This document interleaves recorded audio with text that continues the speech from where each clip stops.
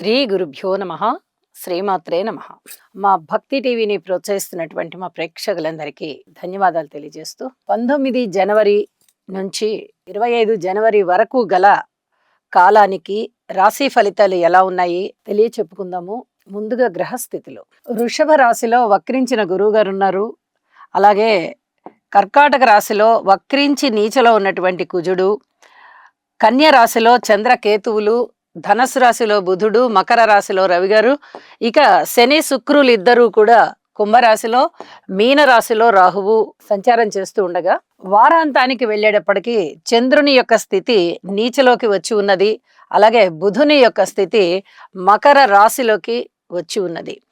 ఈ రకాలైనటువంటి మార్పులు జరుగుతూ గురువుగారి వక్రము విడిపోయింది. అలాగే కుజుడు వెనక రాశిలోకి వక్రించి సంచారం చేస్తూ ఉన్నారు కాబట్టి మిథున రాశిలోకి వెళ్ళి ఉన్నారు. గ్రహస్థితులు ఈ విధంగా ఉండగా ముఖ్యంగా చెప్పుకోదగినది ఒక మార్పు ఉంది. అది ఏమిటి అంటే గురువు గారి వక్రత వీడింది. గురుస్థానంలో ఉన్న వారికి ఇబ్బందులు తొలగిపోతాయి. ఇది చాలా చాలా చెప్పదగినటువంటి ముఖ్య సూచన. వారు ఏ రంగానికి సంబంధించిన వారైనా కావచ్చు, గురుస్థానంలో ఉన్నవారు టీం లీడర్స్ దగ్గర నుంచి, ఉపాధ్యాయుల దగ్గర నుంచి, మఠాధిపతులు పీఠాధిపతులు దగ్గర నుంచి, సమాజానికి హితవు బోధించే వారి దగ్గర నుంచి, మంచి మంచి ఉపన్యాసకులు ఉన్నారు కదా మనకి చాలా మంది, అలాంటి వారికి సంబంధించి ఇలాగా ఏ రంగంలో అయినా సరే ఒక గురుస్థానంలో ఉన్న వారికి మంచి రోజులు అని చెప్పచ్చు.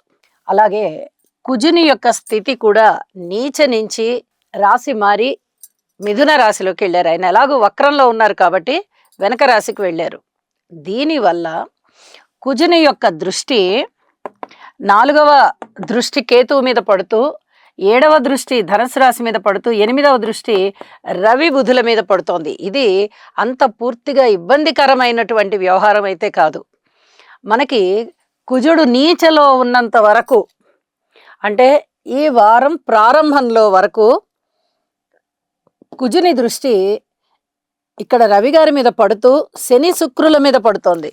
ఎప్పుడైతే శని గారి మీద పడుతోందో, శుక్రుడు అంటే ఒక నెల రోజుల సంచారమే కాబట్టి ఏమీ ఇబ్బంది ఉండదు అని నేను చెప్పను. ఇబ్బంది ఉన్నప్పటికీ ఒక నెల రోజుల కాలమే కాబట్టి త్వరగా ఇబ్బందికరమైన పరిస్థితులని అధిగమించడానికి సమయం సరిపోతుంది. కానీ శనిగారు అలా కాదు. ఆయన ఇంకా మార్చి 31వ తేదీ వరకు రాశి మారట్లేదు. మరి ఈ కుజుని యొక్క స్తంభన జరుగుతూ ఉన్న కారణం చేత కుజుని యొక్క దృష్టి ఎప్పుడైతే శనిగారి మీద పడుతుందో విపరీతమైనటువంటి అనర్థాలకి దారి తీసేటటువంటి పరిస్థితులు ఉంటాయి. మనం అవన్నీ ప్రత్యేకంగా ఒక ఎపిసోడ్ చేసుకున్నాం కూడా. ఇప్పుడు ఆ అనర్థాల నుంచి కాస్త ఉపశమనం కలుగుతోంది ప్రజలకి. కుజుని యొక్క మార్పు మిథున రాశిలోకి వెళ్ళిపోతూ ఉన్న కారణం చేత, కుజుని యొక్క దృష్టి శనిగారి మీద లేకుండా ఉన్న కారణం చేత ఇప్పటి వరకు కుజస్తంభన వల్ల ఏర్పడినటువంటి పరిస్థితులు, అలాగే శనిగారి మీద దృష్టి పడుతూ ఉన్నటువంటి ఈ విపత్కర పరిస్థితులు ఏవైతే ఇప్పటి వరకు ఏర్పడి ఉన్నాయో, చాలా మంది జీవితాలలో సందిగ్ధమైన వాతావరణం ఏర్పడి ఉందో అవన్నీ కూడా ఉపశమింపబడతాయి అని చెప్పి తెలియచేస్తూ ఉన్నాను. ఇది చాలా అదృష్టవంతమైనటువంటి విషయం. కనీసం ఇప్పటికైనా మనం బయటకు వచ్చాం. కానీ మళ్ళీ రాశి కూడా మారుతారు. మారినప్పుడు మళ్ళీ అప్పుడు పరిస్థితులు అప్పుడు తెలియచెప్పుకుందామని చెప్పి తెలియజేస్తూ ఇక రాశుల్లోకి వెళ్దాము. వృషభ రాశి. వృషభ రాశి వారికి ఈ వారం రోజుల కాలము గ్రహస్థితుల్ని పరిశీలన చేయగా 4 గ్రహాల యొక్క అభ్యున్నతి చాలా చాలా బాగుంది అని చెప్పి తెలియచెప్పడం జరుగుతోంది. రాశిలోనే గురువు గారి యొక్క స్థితి బాగుంది. అలాగే తృతీయ స్థానంలో కుజుడు బాగున్నారు. దశమ స్థానంలో శుక్రాచార్యులు వారు బాగున్నారు. ఏకాదశంలో రాహు బాగున్నారు. ఎప్పుడైతే కుజుని యొక్క వక్రత వీడిపోతోంది, నీచ కూడా వీడిపోయింది, రాశి మారిపోయారు, కుజుని యొక్క స్థితి మిథున రాశిలోకి వెళ్ళిపోయిందో, ఇక అద్భుతమైనటువంటి ఫలితాలు. అసలు వెళ్ళబోతూ ఉండంగానే అది రాశి ప్రారంభంలోకి వెళ్ళిపోయింది కాబట్టి పూర్తిగా బాల్యగ్రహం అయిపోయి పవర్ అనేది కొంచెం తక్కువగా కనిపిస్తుంది. కాబట్టి ఈ ఈ భార్యాభర్తల మధ్య సమస్యలు తగ్గడము, అలాగే అన్నదమ్ముల యొక్క అన్యోన్యత ఇంకా ఇంకా పెరగడము, ఏదైనా స్థిర చిరాస్తులకు సంబంధించి కోర్టు విషయాలున్నా, ఇక వేరే ఇతరత్ర లావాదేవీలున్నా, పెద్ద మనుషుల పంచాయతీలున్నా ఇవన్నీ కూడా దాదాపుగా సమసిపోతాయి అని చెప్పి తెలియజెప్పచ్చు. సన్మాన సత్కారాలకి అర్హులవుతారు వీరు. వీరి మాట తీరు చాలా చాలా బావుంటుంది. ఒక పెద్ద మనిషిగా వ్యవహరింపబడతారు. దైవ కార్యాలు చేస్తారు. అలాగే దైవారాధన చేయడంలో వీరిని చూసి నేర్చుకునేవాళ్ళు, బాగా ఫాలోయర్స్ అంటాం గదా మనం. వీరిని చూసి నేర్చుకొని ఆచరించేవారు చాలామంది ఉంటారు. వీరి మాటకి చాలా చాలా విలువ పెరుగుతుంది. ఇత్యాదివన్నీ కూడా చాలా బావుంటాయి.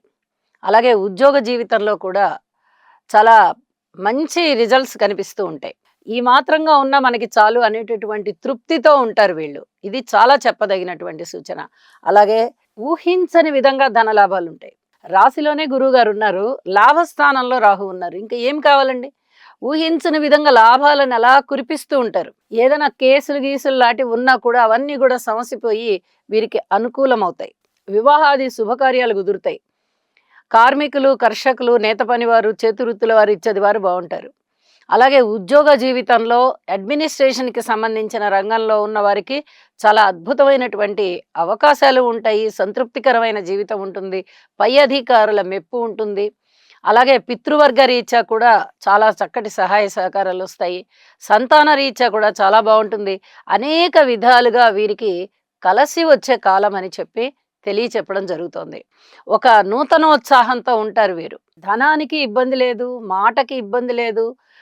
అలాగే సంబంధ బాంధవ్యాలు భార్యాభర్తల మధ్య గాని, స్నేహితుల మధ్య గాని, తల్లిదండ్రుల మధ్య గాని, ఈ సంబంధ బాంధవ్యాలన్నీ పూర్వం కన్నా బాగా మెరుగవుతాయి. ఇవన్నీ కూడా చాలా చెప్పదగినటువంటి మంచి మార్పులు అని చెప్పి తెలియజేస్తున్నాను.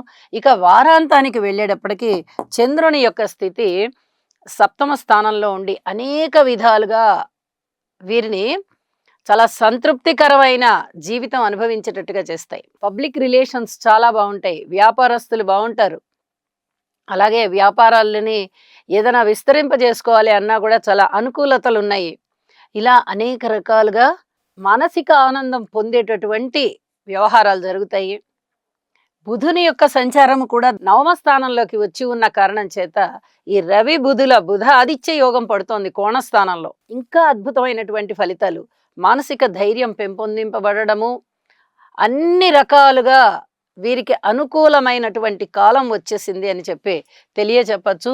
అయితే కుజుని యొక్క స్థితి ద్వితీయ స్థానంలోకి వస్తున్న కారణం చేత కొంచెం మాట జాగ్రత్తగా ఉండండి. వారం ప్రారంభంలో ఉన్నటువంటి మాట తీరు వారాంతంలో ఉండకూడదు. అతి జాగ్రత్తగా ఉండాలి అని చెప్పి ఇది చాలా బలమైన సూచనగా తెలియజేస్తూ ఉన్నాను. ఇక కుజునికి ఒక్కసారి స్తోత్ర పరిహారాలు చేసుకోండి రోజుకొక్కసారి. అలాగే శని శుక్రులకి కూడా స్తోత్ర పరిహారాలు పాటించండి. మీకు అన్ని విధాల అనుకూలమైన ఫలితాలు ఉంటాయి అని చెప్పి తెలియజేస్తూ శుభం.